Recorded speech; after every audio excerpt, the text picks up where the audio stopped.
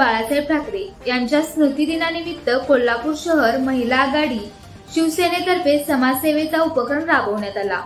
राजेंद्रनगर येथील रिक्षा चालक विनोददादा सातपुते यांचे दोन्ही डोळ्यावरील मोतीबिंदूचे ऑपरेशन मोफत करून देण्यात आले। बाळासाहेब ठाकरे यांनी 20% राजकारण आणि 80% समाजकारण याची शिकवण दिली।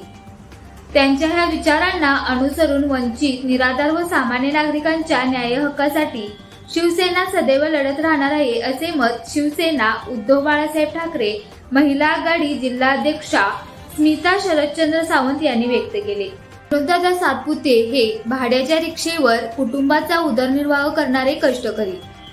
मोतीबिंदूमुळे त्यांचे रिक्षा चालवणे थांबले होते।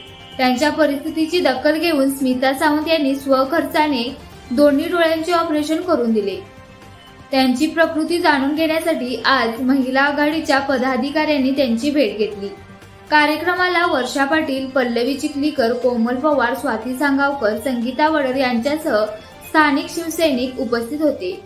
या उपक्रमाद्वारे बाळासाहेबांच्या समाजसेवेच्या विचारांना खरी आदरांजली अर्पण करण्यात आल्याचे उपस्थितांनी सांगितले। अशाच प्रेरणादायी बातम्यांसाठी सबस्क्राईब करा इंडियन पोलीस मित्र भारत न्यूज चॅनेलला। संपर्क डॉक्टर सुरेश राठोड, संपादक 9623420295।